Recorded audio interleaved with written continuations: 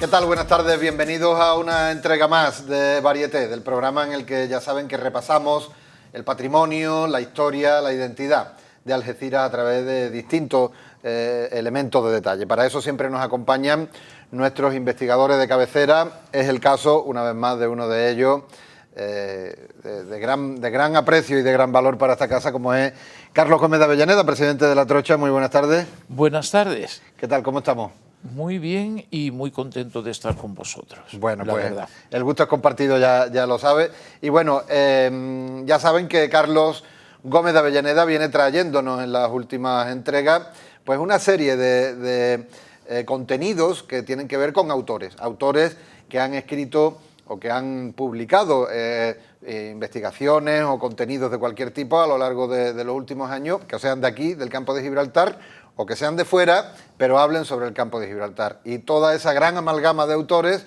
es la que estamos recorriendo en estas entregas, en la que nos encontramos ya en la tercera, Carlos. Efectivamente. ¿Y con quién continuamos? Pues tenemos aquí a Antonio Rízquez. Quería decir que se ha escrito sobre muchos temas. Se ha escrito de algo tan curioso que hablaremos luego, sobre la ciencia de los almanaques, la hemerología. Ajá. Y ahora yo quería hacer la reflexión siguiente, que el campo de Gibraltar es una potencia cultural. A pesar de no tener muy fuerte el asunto universitario, podemos llamar en los aspectos de letras, de historia, filología, etcétera, etcétera, solo diré una cosa. Se dice que la editorial que más está publicando de la provincia es Imagenta de Tarifa. Sí. Ildefonso Sena, el amigo. Efectivamente, Ildefonso, que ha recibido un merecido homenaje hace unos días. Que Premio Ateneo, ¿no? Si no me equivoco. No pude asistir, me fue imposible.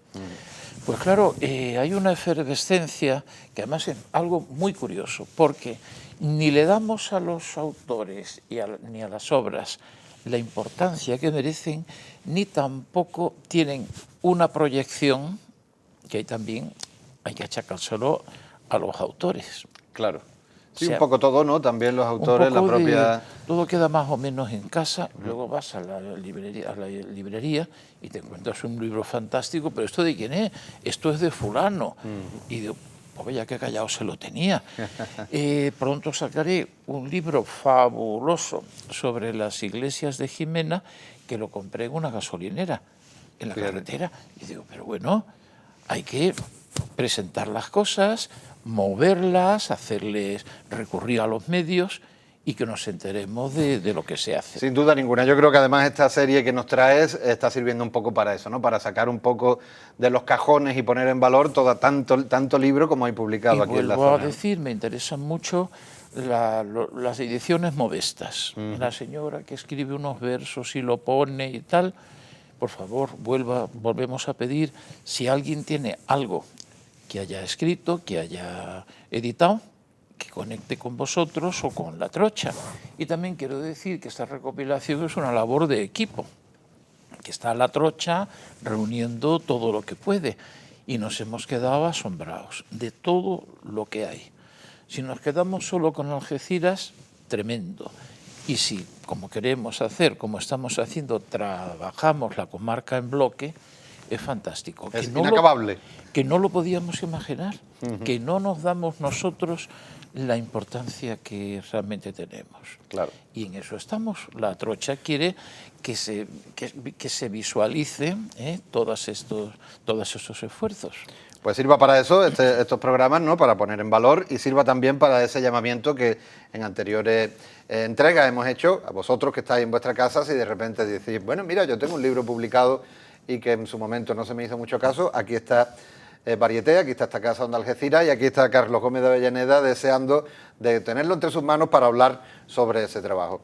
Y sobre el trabajo de Antonio Rízquez, me decía que comenzábamos, todo un personaje peculiar en sus investigaciones. Rízquez murió hace poco tiempo, fuera de Algeciras, y fue una cosa pues un poco triste, porque trabajó toda su vida, era bastante polifacético, igual trató temas como los trabajos de herrajes en los cierros y en los miradores de Algeciras, como la botánica, o su fuerte, que era la meteorología. Sí, era recurrente consulta de los periódicos, ¿no?, para temas meteorológicos. Y al final ya se le fue haciendo caso y ya se le dio el papel que tenía, que le correspondía. Desde que era niño había estado midiendo temperatura, presión, dirección del viento, potencia del viento, todo eso. O sea, todos los cálculos correspondientes a un observatorio. Día tras día. Y él, vamos, yo, en fin, fui testigo de una cosa pasmosa. Y es que cuando estaba la guerra de las Malvinas, él, como experto meteorólogo, predijo cuándo iba a ser el ataque de los ingleses, la batalla final. Dijo, van a empezar los temporales del Atlántico Sur, que tienen olas de tantos metros y tal. Si no atacan ahora, la Royal Navy se tiene que retirar. Y va a ser en tal momento. Efectivamente, hicieron el ataque y cuando ya se terminó aquello, ya empezaron los temporales. Y ahora, que eso lo pueda predecir no un experto de la OTAN, sino un señor en Algeciras, en su casa. Con una estación modesta, ¿no?, que tenía en su casa, ¿no? Y una cantidad de información, porque ya debió coger los medios actuales, con internet, estar enterado de todo. Y ahora la meteorología no fue lo único que hizo. Tenía pasión por la botánica y llegó a formar equipo con otra gran persona que es también fallecido, Juan Ferrer. Sí. Juan Ferrer era un magnífico entomólogo y una excelente persona. Y ellos iban al campo y cada uno iba estudiando un tema. Generalmente Ferrer se adaptaba a las cosas de Rísquez y bueno, formaban un tándem muy productivo. Y el libro que comentamos aquí, donde se puede ver pues este libro es un catálogo de algo que no podemos imaginar, y es en los terrenos de refinería. Qué curioso. Las plantas que hay, que él pudo catalogar. Es un tocho de por lo menos 2 centímetros de grosor, perfectamente ilustrado. Y claro, uno dice, si en un terreno, en una zona industrial, se pueden encontrar tal cantidad de especies entre una cosa y otra, bueno, la riqueza botánica de los terrenos libres y salvajes, pues ¿Cómo tiene que ser, no? Inconcebible. Y cómo tuvo que ser también esa zona de la bahía, ¿no?, antes de ser, cuando era virgen, ¿no? Efectivamente. Recordar, bueno, ya que hablamos de Rísquez, recordar que fue un colaborador habitual de esta casa de Algeciras en asuntos meteorológicos. Es un hombre muy recordado aquí. Y siempre estaba dispuesto a ayudar, siempre. Tenía una generosidad impresionante. Bueno, es bueno dejar este recuerdo, la verdad. Pasamos al siguiente, por favor. Bien, aquí estamos dentro de los medios de difusión. Nuestro amigo José Ojeda Luque. Maestro de la profesión. Y el mundo, que es, sobre todo antes, una emisora. Sí. La emisora pues no había televisión, y en este libro, bueno, pues te hace la historia, el estudio de lo que fue Radio Algeciras, que entonces era importantísimo porque era el elemento público. Luego ya vino la televisión, luego vinieron los ordenadores, todas esas cosas. Y Ojeda Luque, pues aparte de ser una persona totalmente abierto, con un don de gentes bastante grande, pues era excelente dentro de su profesión, de su especialidad. Y en este libro se pueden aprender muchas cosas, porque trata, digamos que la realidad es como un poliedro, tiene muchas facetas. Si Rísquez trata la realidad, que la meteorología, que las plantas, que esto, que lo otro, aquí es todo lo que es el mundo de una emisora, y todas las posibilidades, todas las personas que han pasado por la emisora. Es interesantísimo para entender una faceta. Vamos a ver el siguiente, por favor. Queremos decir que consideramos Gibraltar, sin ningún tipo de discusión de soberanía, la consideramos la comarca. Claro, territorio de vecinos y ya está, ¿no? Y aquí tenemos una cosa muy interesante. Charles Caruana, que tengo entendido que falleció, hizo primero una versión en inglés y otra en español, que fue un verdadero éxito. Estudiaba no solamente la cuestión religiosa en Gibraltar, la historia de Santa María la Coronada, y se centraba en Nuestra Señora de Europa, que tiene una historia muy curiosa. Quiero decir que aprovechó muchos datos de una gran persona que también hemos tratado aquí, que es Martín Bueno. Sí. Martín Bueno Lozano, el sacerdote erudito e investigador. Le dio mucha documentación a Caruana. La historia de Nuestra Señora de Europa es que es algo tremendo. Igual que está Nuestra Señora de África en Ceuta, se hizo Nuestra Señora de Europa en la orilla de enfrente. En la orilla de enfrente, un poco como las dos columnas de Hércules, sí. en plan religioso. Hacía las veces de faro, el santuario, sí. de punto de orientación. Tenía recibió unos donativos magníficos que se perdieron cuando la conquista, pérdida, etcétera, de Gibraltar. Fue saqueado aquello y demás. La imagen la profanaron, la mutilaron y la tiraron. Y entonces se recogió y se llevó a Algeciras. El primer asentamiento de los españoles que salieron de Gibraltar, ¿no? Y bueno, un día hablaremos de eso, porque es que es más complicado todavía. Llegaron españoles, pero pocos, no para levantar la ciudad, sino para empezar a poblar un poquito aquello. Cuando se perdió Gibraltar, los que tenían dinero se fueron a las grandes ciudades, a Málaga, Jerez, a donde fuera. Y los pobres se quedaron. Y los terratenientes se quedaron también, claro. Los que tenían que vigilar sus cosechas. Casi todos habían invertido en viñas, entonces se quedan en San Roque, que era un pago de viñas impresionante, y había una ermita. Otros van a los barrios. Y los menos vienen a Algeciras. Parece ser que eran pescadores, no está la cosa muy clara. Y están en unas condiciones míseras, acogidos a los 4 cortijos que había aquí. Pero esa es otra historia. Sí, sí. Volviendo a la Virgen de Europa, se instala en su capilla, que por cierto, las paredes de la capilla son del siglo XVII. Y la portada que vemos ahora está como pegada a la portada primitiva. Pero eso será motivo de una charla con dibujos y tal.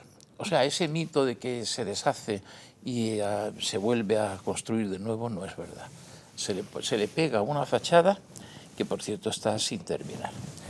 Bien, llega un momento en el siglo XIX que los católicos de Gibraltar piden esta imagen y entonces se les da. Y lo veo oportuno porque era un modo de consolidar el catolicismo en Gibraltar. Se hizo una reproducción, se instaló en la Capilla de Europa, y la Capilla de Europa, pues que ha tenido muchas aventuras, pues ya también hablaremos en otra ocasión, que hay mucho que decir. Y es muy interesante el libro de Caruana, muy interesante para comprender no solamente la Capilla de Europa, sino muchos aspectos de Gibraltar. Y de las relaciones, ¿no? Efectivamente. Vamos a ver el próximo. Hombre, un gran amigo. Vamos a ver. Ángel Sáez es posiblemente el mejor especialista en arquitectura medieval y moderna. Vamos a poner, ha derivado también a lo moderno y a lo contemporáneo, que tenemos, pues yo diría que en Andalucía, el mejor. Nadie sabe más que él sobre torres de estas de vigilancia costera. Eso fue su tesis doctoral. Ha investigado a fondo toda la historia de las fortificaciones de Gibraltar y las de Tarifa, por poner un ejemplo. Y luego, por si le faltara materia, es en este momento un enorme experto en la muralla del Estrecho, sí, las fortificaciones contemporáneas.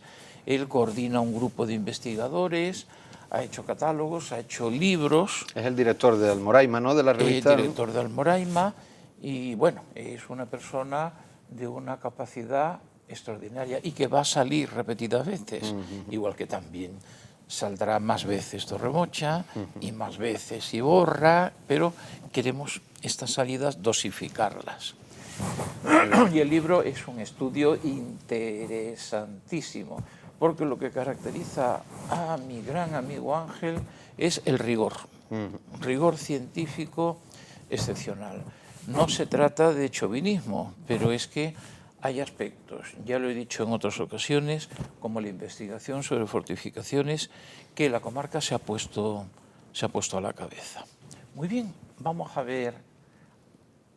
Bueno, mi gran amigo Hugo Alberto Mira Perales, experto en arte prehistórico. Ajá. Y una de las figuras descollantes en esta disciplina. Inútil hacer de él una especie de currículum, porque es que es una figura totalmente ascendente. Bueno, solo quiero decir que hemos hecho una revista científica internacional que se llama 1902 Comité, que de momento se ha publicado de forma digital y se va a publicar en papel. Estamos ya con todas las gestiones. Y los editores somos Journal británico, que ha tenido el enorme mérito de investigar el arte prehistórico en Inglaterra, que hay muy poco, claro, y que junto con Sara Garcés, que es otra editora, han hecho la primera monografía sobre arte prehistórico en Portugal.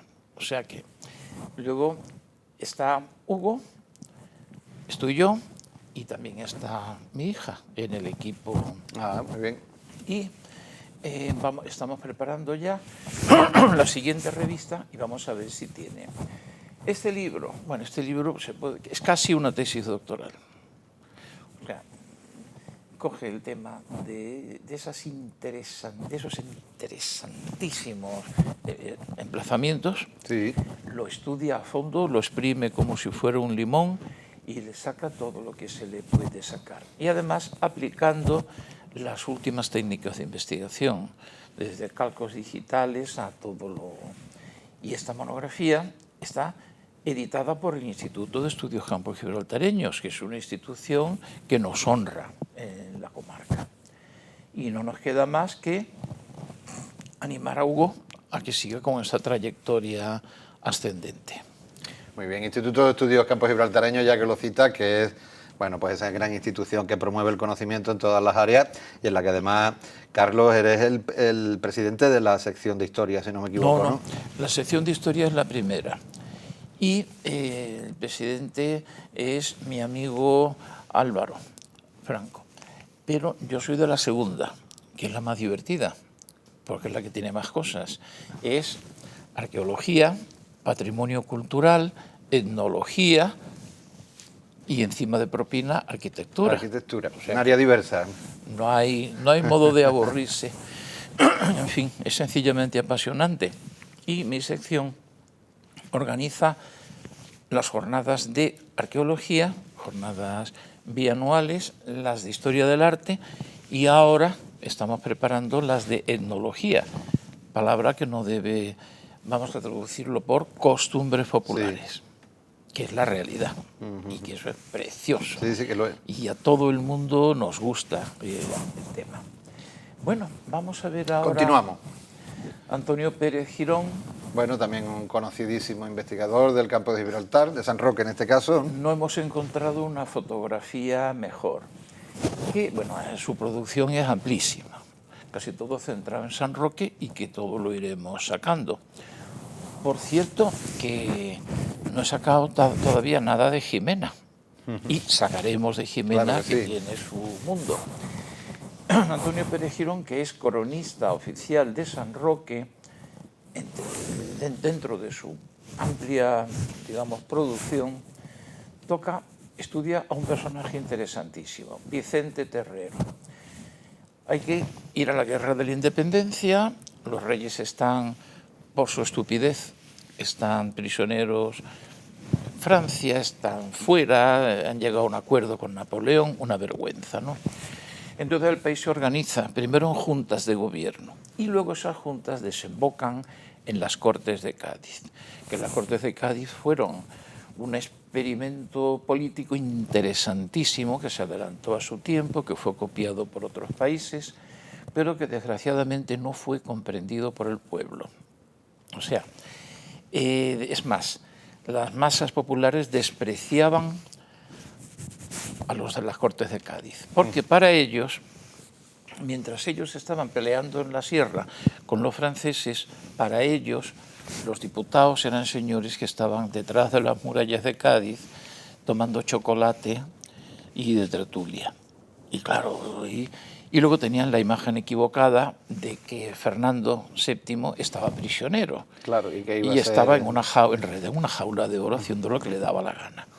Y claro, la cosa demagógica, el pobrecito rey prisionero y estos otros no les hicieron caso. Y fue un experimento que tampoco se reprocha a Fernando VII el no haber aceptado la Constitución.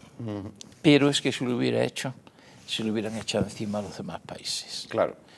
Cuando llegan Era a un hacer momento el convulso. Congreso de Viena para impedir que hubiera otra revolución y que siguiera el absolutismo, a Fernando le meten mano al reino, como tuvieron que hacer después, pero por otros motivos. Entonces Vicente Terrero, nacido en San Roque, fue párroco de la iglesia de La Palma en Algeciras, fue el más famoso de todos los diputados, el más famoso, el que tenía más nervio y más garra.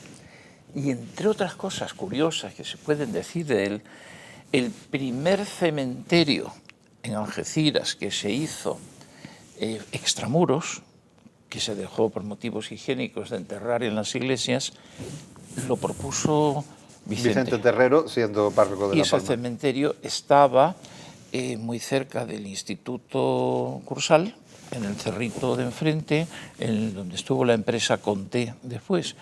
Ese cementerio era un desastre y al final hicieron el llamado cementerio viejo junto al mar, que es un cementerio romántico y tal, una preciosidad. Bueno, pues Vicente Terrero es un personaje que también hay que estudiar a fondo, hay que divulgar su obra y aquí afortunadamente Antonio Pérez pues la aborda de manera compleja, ¿no? Efectivamente. Según tengo entendido, además, él vivía en la calle Santísimo, justo al lado de la iglesia, y allí está, en la casa donde él vivía, a día de hoy, el escudo heráldico de Vicente Terrero. Pues no lo sé, posiblemente. Me ha llamado siempre la atención ese escudo. Claro, hay que tener en cuenta que el escudo puede ser más antiguo que la casa. Se derriba la casa, se hace una casa, y luego el escudo se respeta y se pone. No lo sé. Perdón, hay que estudiar el asunto. Vamos a ver quién viene ahora. Bueno, un hombre conocido, ¿no? A simple vista, ¿no? Reconocen al autor, ¿no? Hombre, un colaborador, aparte de un colaborador inestimable, un gran investigador Bueno, de todo lo que tiene que ver con nuestra tierra. Y aquí, concretamente, ha seleccionado una obra tuya. ¿Por qué la línea de contravalación? pues por cariño a la línea de la Concepción, en la cual he trabajado durante muchos años y me he sentido linense en gran medida. Y es una población maltratada en el sentido histórico y en el sentido en muchos aspectos.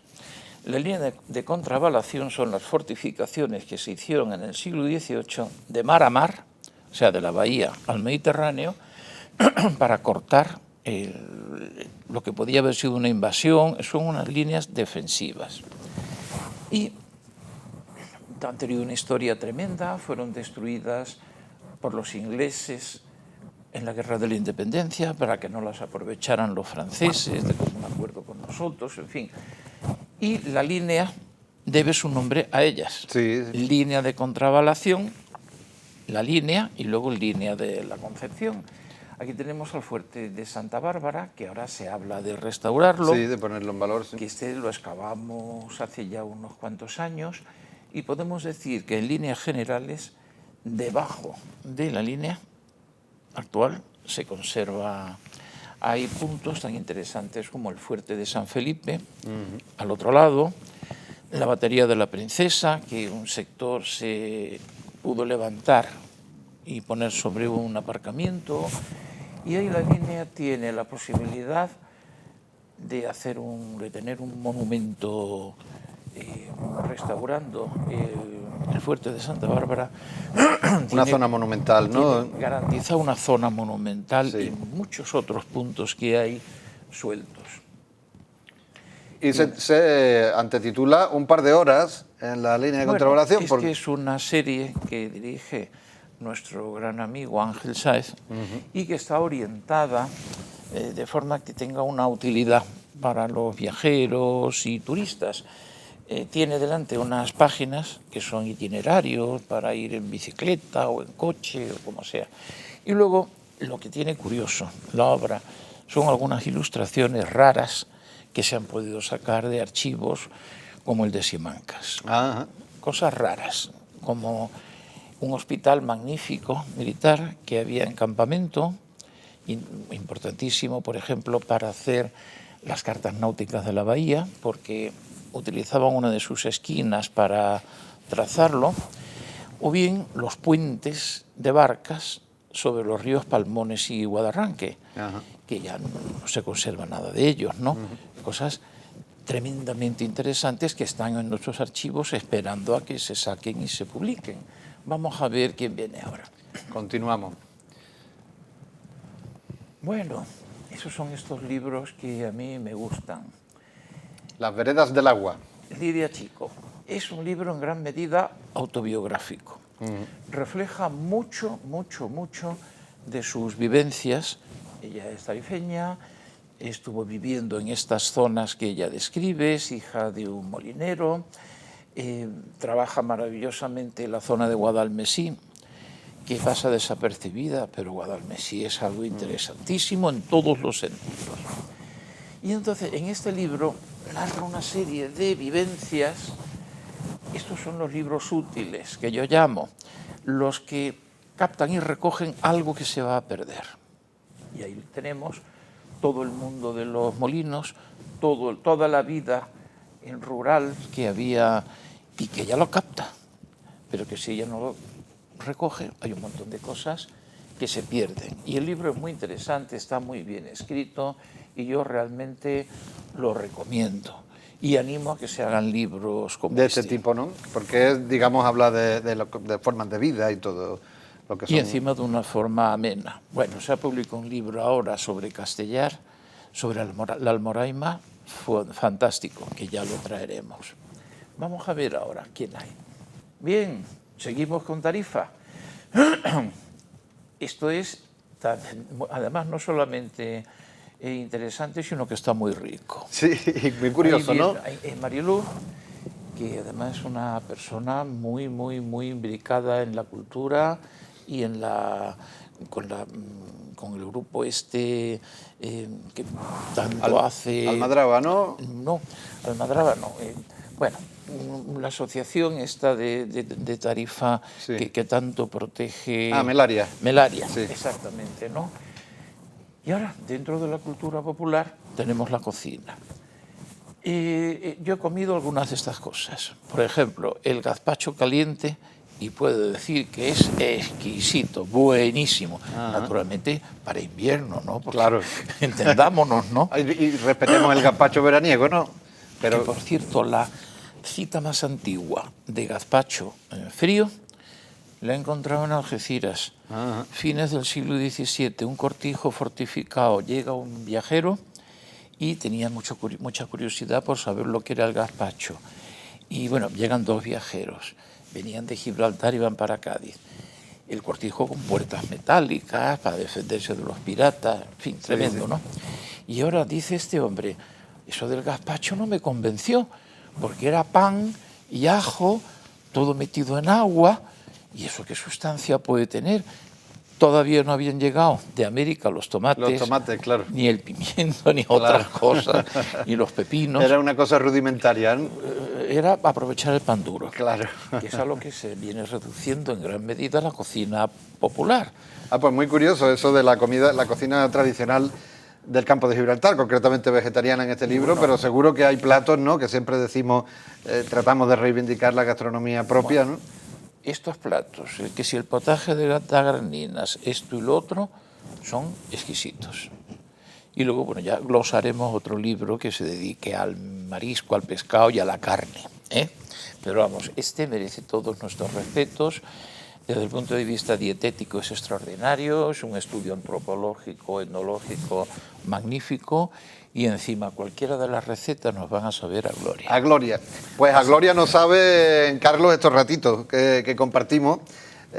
Y desafortunadamente, pues bueno, la televisión tiene su tiempo, claro, y no se nos ha agotado el de esta semana. Pero a gloria nos ha sabido, como digo, este ratito compartido, y que continuaremos, como ya os hemos dicho a todos ustedes. Esto tiene mucho recorrido porque estamos hablando de todas las publicaciones que tienen que ver con el campo de Gibraltar. Quiero decir, ¿y mi libro? No, ya saldrá, tranquilo. Paciencia, paciencia, que aquí cabe todo el mundo. Todos barajaos, lo que no quiero es repetir dos autores, claro, en cada una de las veces, claro, sino irlo, en cada uno procuro poner algo de ciencias naturales que tenemos para dar y regalar.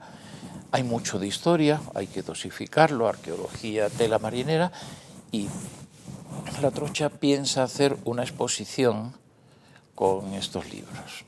Magnífico. Ya veremos en qué forma. Ya iremos viendo. Pues bueno, ese llamamiento también lo volvemos a repetir. Todo aquel que tenga algo publicado, algún librito, algún trabajo que tenga que ver con nuestra tierra, pues que lo comparta, bien con nosotros, bien con La Trocha, que hablaremos sobre ello aquí en estas entregas, que todavía nos queda mucho por contar. Carlos, muchas gracias como siempre por gracias a vosotros, que sois los que tenéis el mérito. Yo vengo aquí, pues, digo cuatro cosas. Bueno, tenemos el medio, yo creo que el mérito es tuyo y de todos los que trabajáis en la investigación. Pues muchas gracias a Carlos y muchas gracias a todos vosotros, que como siempre estáis ahí al otro lado, fieles a este programa, a este varieté en el que os contamos todo lo que tiene que ver con nuestra tierra y que en el que continuaremos, que esto tiene todavía mucho que contar en las próximas entregas, serán las próximas semanas. Muchas gracias.